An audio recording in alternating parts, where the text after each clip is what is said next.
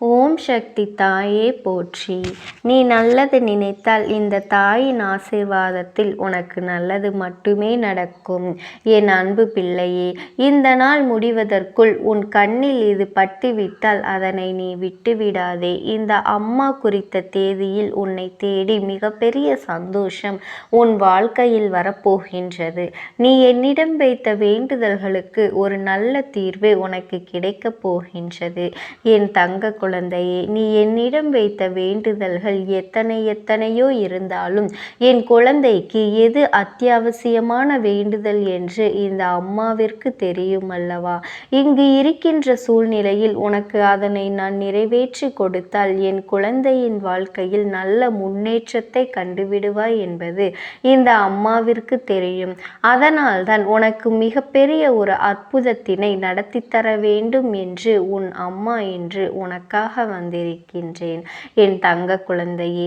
ஏனென்றால் நீ இந்த அம்மாவினை தாயாக நினைத்து எத்தனை வேண்டுதல்களை வைத்தாலும் நமக்கு இப்பொழுது வரை எந்த வேண்டுதல்களும் நிறைவேறவில்லையே, மாறாக கஷ்டங்கள் மட்டுமே நம்மை சூழ்ந்து கொண்டிருக்கின்றன என்று என் குழந்தை நீ நினைக்கின்றாய் அல்லவா? என் தங்கமே, உனக்கு எந்த அளவிற்கு வாழ்க்கையில் கஷ்டங்கள் வந்ததோ, எந்த அளவிற்கு நீ துன்பங்களை அனுபவித்தாயோ, அதைவிட அதிகமாக இனிமேல் உன் வாழ்க்கையில் நீ ஆச்சரியங்களையும் அற்புதங்களையும் பார்க்க போகின்றாய். உன் தாயானவள் இனிமேல் உன் வாழ்க்கையில் இவை எல்லாவற்றையும் நடத்தி காட்டப் போகின்றேன். என்னுடைய குழந்தையின் முகத்தில் இருக்கின்ற சந்தோஷத்தினை பார்க்க விரும்புகின்றேன் என்பதனை என் தங்கமே நீ மறந்து விடாதே.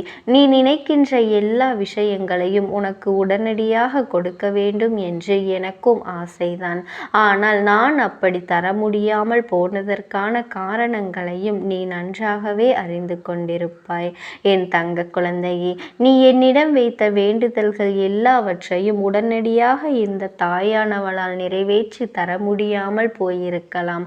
ஆனால் நிச்சயமாக உனக்கு நான் அதை தந்தே தீருவேன். அதனை என் குழந்தையே நான் உனக்கு சத்திய வாக்காக இப்பொழுது கொடுக்கின்றேன்.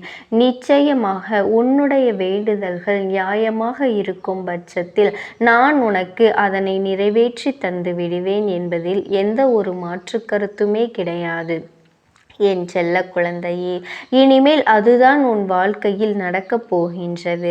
நீ என்னை நம்பி இந்த தாயானவளிடம் பேசினால் நமக்கு மனத்தெளிவு கிடைக்கும். நம்முடைய வாழ்க்கையில் தடைபெற்று நின்ற காரியங்கள் எல்லாம் நடந்து முடியும் என்று நீ நம்பினாய் அல்லவா? நீ நினைத்தது என்னிடத்திலே வேண்டுதல்களை வைத்தாய் அல்லவா? அவையெல்லாம் நிச்சயமாக பலிக்கப் போகின்றது. உன் அம்மா அதற்கான ஆசிகளை வழங்குவதற்காக மட்டுமே இப்பொழுது வந்திருக்கின்றேன். உன் எண்ணங்கள் எல்லாம் தவறில்லை. நிச்சயமாக நீ நினைத்ததை உன் வாழ்க்கையில் நீ பெற்றே தீருவாய் என் செல்ல குழந்தையே. இதுவரை நீ பட்ட கஷ்டங்கள் எல்லாவற்றிற்கும், நீ பட்ட துன்பங்கள் எல்லாவற்றிற்கும் உனக்கு நல்ல தீர்வு கிடைக்கப் போகின்றது. யாரால் வருத்தப்பட்டாயோ, யாரால் நீ வேதனைப்பட்டாயோ அவர்கள் மூலமாகவே உனக்கு நிச்சயமாக நல்ல ஆறுதல்கள் கிடைக்கப் போகின்றது.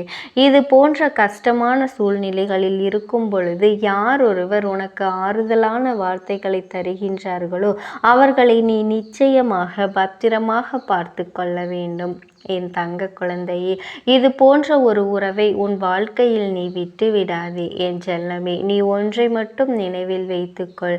எந்த ஒரு சூழ்நிலையிலும் உனக்கு உதவி செய்தவர்களை ஒரு பொழுதும் நீ மறந்துவிடக் கூடாது என் குழந்தையே. எந்த ஒரு காரியத்தை செய்தாலுமே அதில் உனக்கு தடங்கல்களை ஏற்படுத்துவதற்கென்றே ஒரு கூட்டம் நிச்சயமாக அலைப்பாய்ந்து கொண்டிருக்கின்றது என்பதனை நீ நினைவில் வைத்து கொள்ள வேண்டும். பொது காரியமாக இருந்தாலுமே அல்லது அது உன்னுடைய சொந்த விஷயமாக இருந்தாலும், உன்னுடைய தொழில் சம்பந்தமான விஷயமாக இருந்தாலும், எதுவாக இருந்தாலுமே எதிலெல்லாம் நீ தலையிடுகின்ற தலையிடுகின்றாயோ இல்லையோ, அதில் உன்னை சுற்றி இருக்கின்ற இந்த சகுனிகள் எல்லாமே நிச்சயமாக தலையிடுகின்றார்கள். ஏனென்றால் என் தங்க குழந்தையே, இவர்களை இதுவரையும் நீ உண்மையாக நேர்மையாகவும் இருந்து வென்று கொண்டிருக்கின்றாய்.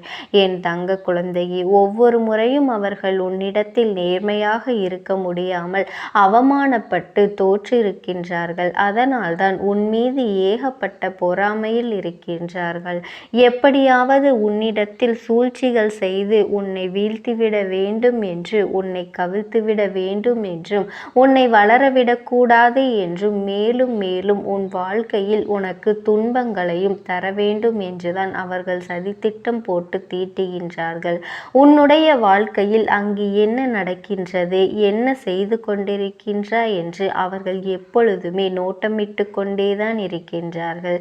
என் தங்கமே, இதற்கெல்லாம் நீ ஒரு பொழுதும் கலங்கி விடாதே. அவர்களுக்கு வேறு வேலை இல்லையே தவிர, என் குழந்தையே, உனக்கு நிறைய வேலைகள் இருக்கின்றது அல்லவா? அதனால் இது போன்ற மனிதர்களினுடைய செயல்பாடுகளை எல்லாம் நீ கணக்கில் எடுத்துக்கொள்ளாதே. இனி எப்பொழுதுமே உன்னுடைய வாழ்வில் நிகழப்போவது எதுவாக இருந்தாலுமே அதனை நீ மனநிறைவோடு ஏற்றுக்கொள்ள வேண்டும், ஏற்றுக்கொள்ள பழக வேண்டும். ஏனென்றால் இவையெல்லாம் நீ கருவாகி இருக்கும் பொழுதே உனக்காக தீர்மானிக்கப்பட்டது. உனக்கான நேரம் வரும் வரை நீ பொறுமையாக காத்திருக்க வேண்டியது மிக மிக அவசியமான விஷயம் என்பதனை என் குழந்தை நீ புரிந்து கொண்டுதான் நடக்க வேண்டும். நீ நினைக்கின்றதை எல்லாம் உனக்கு கிடைக்கும் பொழுது நிச்சயமாக நீ பட்ட கஷ்டங்கள் எல்லாமே உனக்கு மறந்து போய்விடும். என் தங்கமே, யாரெல்லாம் உன்னை எப்படியெல்லாம் இருக்கக்கூடாது என்று நினைத்தார்களோ அதையெல்லாமே நீ கண்டு கொள்ளாமல் உழைத்தால் உன் மனதில் நினைத்த லட்சியத்தை நீ நிச்சயமாக அடைந்து விடுவாய். என் தங்க குழந்தையே, அவையெல்லாம் நீ கண்டு கொள்ளாதே. உனக்கு மட்டுமே சொந்தமாக இருக்கின்ற ஒரு பொருள் உனக்கு மட்டுமே வேண்டும் என்று என்னிடத்தில் கேட்டாய் அல்லவா? அதை நான் நிச்சயமாக உன்னுடைய கைகளில் ஒப்படைக்கப் போகின்றேன்.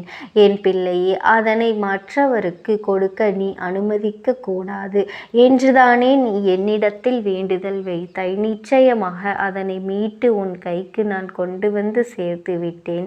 என் குழந்தையே, உன் தாயானவள் என்னுடைய வாக்கு ஒரு பொழுதும் பொய்யானது கிடையாது.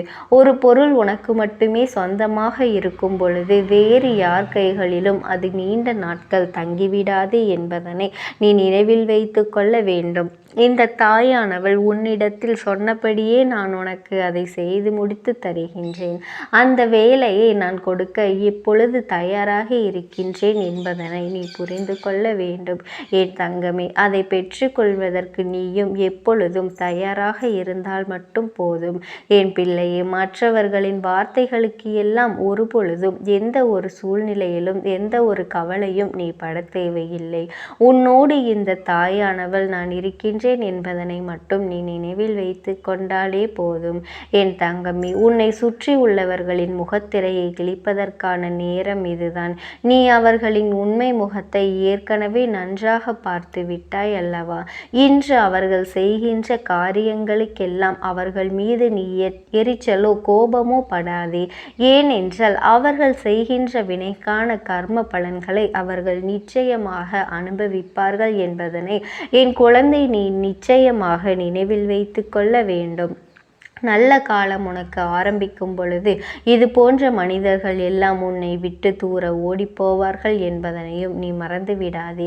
அது நடக்கும் பொழுது நிச்சயமாக நீ புரிந்து கொள்வாய். என் தங்கமே, எப்பொழுதும் நீ புன்னகையோடு இருந்து எந்த கஷ்டங்கள் வந்தாலும் அதனை நீ கடந்து செல்ல வேண்டும். என் பிள்ளையே, உன்னுடைய கஷ்டத்தை ஒரு பொழுதும் நீ உன் முகத்தில் காட்டி விடாதே. என் குழந்தையே, நீ சந்தோஷமாக முகத்தில் புன்னகையோடு இருந்தால் அதுவே உன்னுடைய வாழ்க்கையை நிச்சயமாக வெற்றியாக்கி கொடுத்துவிடும் என்பதனை நினைவில் வைத்துக்கொள்.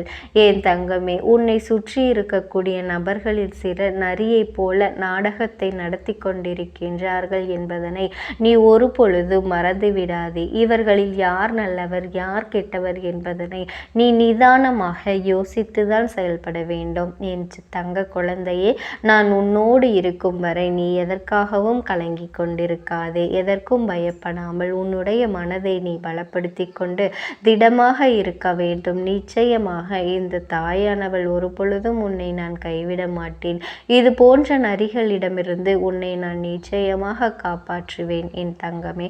உன்னை சுற்றி இருப்பவர்களில் உனக்கு நல்லது செய்பவர்கள் மிக குறைவான நபர்களே என் தங்கமே. நீ துரோகிகளை மட்டும்தான் விரும்பவில்லை, உனக்கு துரோகங்களை செய்பவர்கள் உன்னுடைய வாழ்க்கையை விட்டு விலக வைக்க வேண்டும் என்று நீ என்னிடம் கேட்கின்றாய் அல்லவா என் தங்கமே. நிச்சயமாக உனக்கான வெற்றிகள் உன்னை தேடி வரும் பொழுது நிச்சயமாக அவர்கள் தானாகவே உன்னை விட்டு விலகி விடுவார்கள் என்பதில் எந்த ஒரு மாற்று கருத்துமே கிடையாது.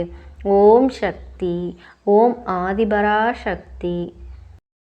ஆத்மாவானது உன்னோடு பேசுவதற்கு ஆசைப்படுகின்றது என் தங்கமே. நான் உங்களுக்கு ஒரே ஒரு வாய்ப்பினை உருவாக்கி கொடுக்கின்றேன். அந்த ஆத்மாவின் வாக்கினை கேட்பதற்கு இதுவே உனக்கு கிடைக்கின்ற கடைசி வாய்ப்பாகவும் இருக்கலாம். அதனால் என் பிள்ளையே, இந்த வாய்ப்பினை நீ சரியாக பயன்படுத்தி கொண்டு அந்த ஆத்மா உன்னோடு என்ன பேச நினைக்கின்றது, அவர்கள் எதை உன்னிடத்தில் சொல்ல நினைக்கின்றார்கள், வெளிப்படுத்த முயற்சி செய்கின்றார்கள், எதனால் உன்னை தேடி வந்திருக்கின்றார்கள் என்பதனை எல்லாம் நீ தெரிந்து கொள்ள வேண்டும் என் தங்க பிள்ளையே. அவர்கள் எப்படி இந்த தெய்வத்தின் அருகில் வந்தார்கள் என்று நீ யோசிக்கலாம் என் தங்கமே. உன்னுடைய இல்லத்தில் சமீபத்தில் இறந்து போன ஒருவரினுடைய ஆத்மாவானது சில நாட்களாகவே உன் இல்லத்தை சுற்றி சுற்றி வருகின்றது. இந்த அம்மா அதனை கண்டுவிட்ட பிறகு, எதற்கு இங்கே சுற்றி கொண்டிருக்கின்றாய்? நீ இருக்க வேண்டிய இடத்தில்தானே இருக்க வேண்டும். என் பிள்ளையின் வீட்டில் உனக்கு என்ன வேலை என்று கேட்ட பொழுதுதான் அந்த ஆத்மா என்னிடத்தில் சொன்ன விஷயம், எனக்கும் என்னிடத்தில் இருக்க வேண்டும் என்றுதான் ஆசையாக இருக்கின்றது. ஆனால் சில விஷயங்கள் என்னை அங்கே செல்ல விடாமல் தடுத்து கொண்டு இருக்கின்றது. எனக்கு என்னுடைய குடும்பத்தில் இருக்கின்றவர்களிடம் பேசியாக வேண்டும். என் மனதில் தோன்றுகின்ற சில விஷயங்களை அவர்களிடத்தில் சொல்லிவிட்டால் நான் மனநிறைவோடு இங்கிருந்து சென்று விடுவேன். சில விஷயங்களை நான் அவர்களோடு பகிர்ந்து கொள்ளாமல் விட்டுவிட்டேன்.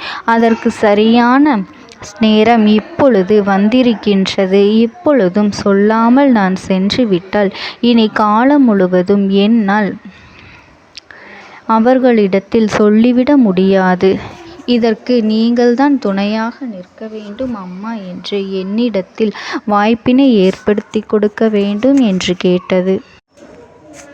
என் தங்க குழந்தையே, இப்படி இருக்கும் பொழுது அவர்களிடத்தில் சொல்லிவிட முடியாது. அந்த வாய்ப்பினை ஏற்படுத்தி கொடுத்து என் வீட்டில் உள்ளவர்களிடம் பேச வைக்க வேண்டும் என்று என்னிடத்தில் கோரிக்கை வைத்தது என் தங்கமே. இப்படி மனதிலே எந்த கெட்ட எண்ணங்களும் இல்லாமல் உன் குடும்பத்திற்காக பேச வேண்டும் என்று கேட்ட ஆத்மாவிற்கு நான் அந்த வாய்ப்பு வழங்குவது தானே முறையாக இருக்கும். அதனால் இந்த அம்மா அந்த ஆத்மாவிற்கு அந்த வாய்ப்பினை கொடுக்க முடிவுகள் செய்து இப்பொழுது உன்னோடு பேசுவதற்காக வரவழைத்திருக்கின்றேன் என் பிள்ளையே. அந்த ஆத்மாவானது உன்னிடத்திலே என்ன பேசுகின்றார்கள் என்பதனை நான் என் மூலமாக உன்னிடத்தில் பேசி சொல்கின்றேன்.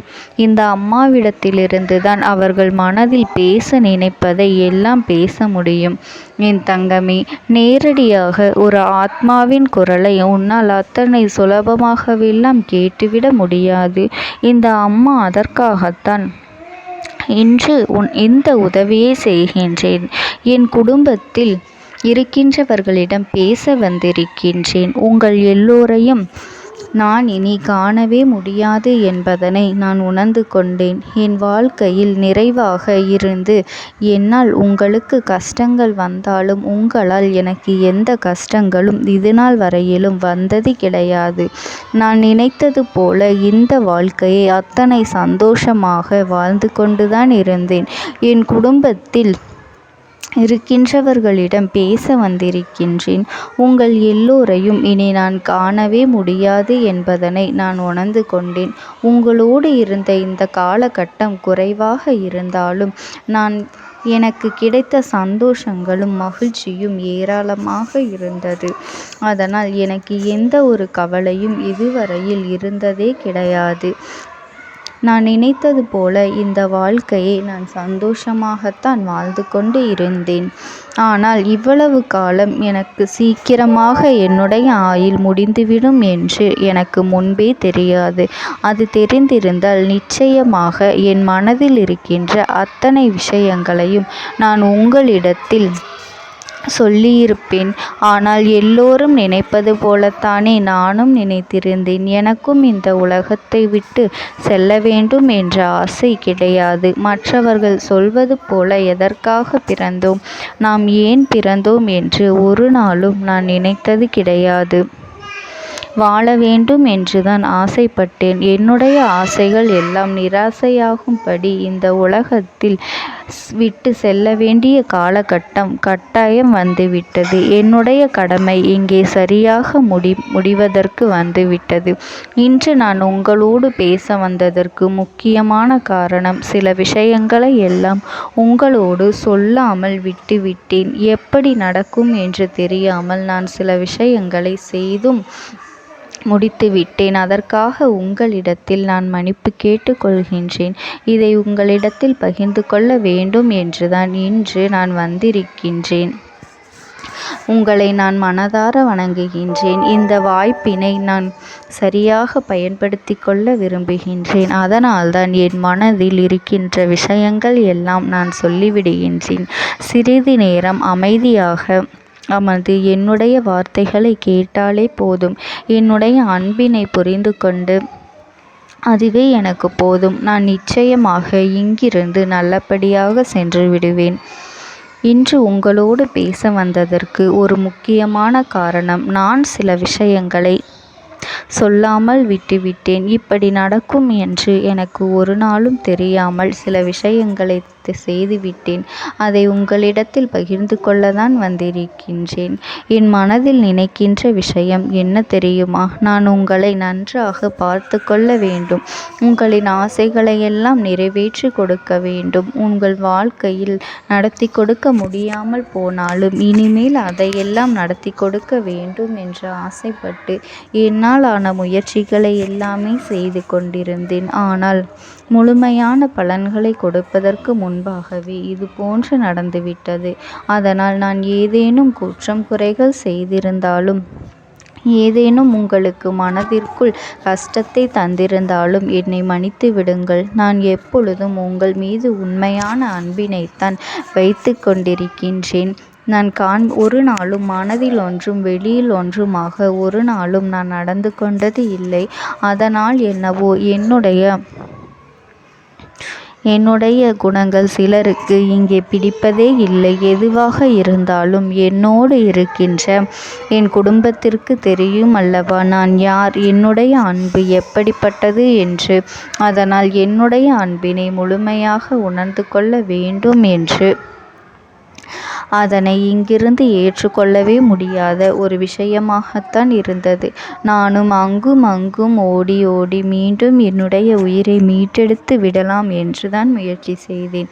ஆனால் அப்பொழுது என்னால் அதையெல்லாம் செய்ய முடியவில்லை. உயிரற்ற உடலாக இங்கே நின்று கொண்டிருக்கின்றேன். நாட்கள் செல்ல செல்ல இதை எனக்கு ஏற்றுக்கொள்ள பழகிவிட்டது. இனிமேல் இதுதான் என்னுடைய உலகம். மீண்டும் அங்கே செல்ல முடியாது என்பதனை நான் புரிந்து கொண்டேன். செல்ல முடியாவிட்டாலும் ஆத்மா என்று ஆன பிறகு என்னுடைய உலகத்தில் இருந்தால்தான் எனக்கு சந்தோஷம். மீண்டும் மனித வாழ்க்கைக்குள் என்னால் நுழைந்துவிட முடியாது. எனக்காக இத்தனை காலமும் அன்போடு பழகி எனக்கு எல்லாம் செய்த உங்களுக்கு நான் சொல்கின்ற விஷயம் ஒன்றுதான். நடந்தது எல்லாம் நடந்துவிட்டது. நடந்த விதையை யாராலும் இனி மாற்ற முடியாது. இனி நான் உங்களோடு இருக்க வேண்டும் என்று நினைத்தால் கூட அது நடக்காது. அதனால் இந்த வாழ்க்கையில் நீங்கள் நல்லபடியாக வாழ்ந்து சந்தோஷமாக இருக்க வேண்டும் என்றுதான் தான் அந்த ஆத்மா மனது வேதனைப்பட்டு உன்னோடு பேசுகின்றது. என் தங்க குழந்தையே, யார் உன்னை விட்டு சென்றாலும் இந்த தாயானவளினுடைய அன்பும் ஆசீர்வாதங்களும் உனக்கு என்றென்றைக்குமே முழுமையாக கிடைத்து கொண்டே இருக்கும். அதனால் நீ எதை நினைத்தும் கவலைப்படாதே. உனக்காக எப்பொழுதும் நான் இருந்து கொண்டே இருப்பேன். ஓம் சக்தி. ஓம் ஆதிபரா சக்தி. நீ விடுதலை கொடுக்க மாட்டாயா என்று என் பிள்ளை நீ என்னை பார்த்து கேட்கின்ற விஷயத்திற்குத்தான் நான் முடிவினை கட்டப் போகின்றேன். இன்னமும் சுருக்கமாக உனக்கு சொல்ல வேண்டும் என்றால், உன்னுடைய பிடிவாதம் இந்த அம்மாவினிடத்தில் ஜெயித்து விட்டது என்பதுதான் உண்மை. என் குழந்தைக்கு எந்த ஒரு விஷயம் வேண்டும் என்று அடம்பிடித்து இத்தனை காலமும் நீ நின்று கொண்டிருந்தாயோ, அந்த ஒரு விஷயத்திலிருந்து உன் அம்மா நான் உனக்கு விடுதலையை கொடுக்க வேண்டும் என்று என் முன்னால் கதறி அழுதாயோ, அந்த விஷயத்தை இன்று உனக்கு நான் முடித்து வைக்கின்றேன்.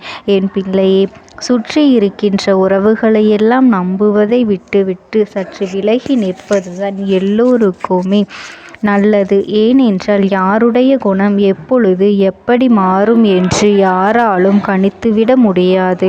ஒருவரிடத்தில் நல்லபடியாக பேசிக்கொண்டு வந்திருப்பாயானால் அவர்கள் மனதிற்குள் என்ன இருக்கின்றது என்று உன்னால் ஒரு பொழுதும் தெரிந்து கொள்ள முடியாது. அவர்களுக்குள் 1000 விஷயங்கள் ஓடும். உனக்கு செய்து தருவேன் என்று வாக்குறுதியை கொடுப்பார்கள். ஆனால் அதன் பிறகு பார்த்தாயானால் ஒரு நிமிடம் கூட யோசிக்காமல் சற்றென்று இவர்களுக்கு முடியாது என்று சொல்லிவிடுவார்கள். மனதிற்குள் அவர்கள் நினைப்பது, நீ சொல்வதை சொல்லிவிட்டு போ, நான் எதற்காக உனக்கு உதவி செய்ய வேண்டும் என்று எண்ணிக்கொண்டிருப்பார்கள். இது போன்ற போலிகள் அதிகமாக நிறைந்து இருக்கின்ற இந்த உலகத்தில் ஒரு விஷயத்திற்காக என் பிள்ளை நீ ஆசைப்படுகின்றாய் என்றால் அதை மிகவும் நான் கவனத்தோடு புரிந்து கொண்டு உன் வாழ்க்கைக்கு அது சரியா தவறா என்று, தேவைதானா தேவையில்லையா என்று, ஒரு வேலை கிடைத்தால் உன் வாழ்க்கை தெளிவாக இருக்குமா என்றால் நான் புரிந்து கொண்டுதான் உன் அம்மா நான் உன்னிடத்திலே சொல்ல முடியும் என்பதனை புரிந்து கொள்.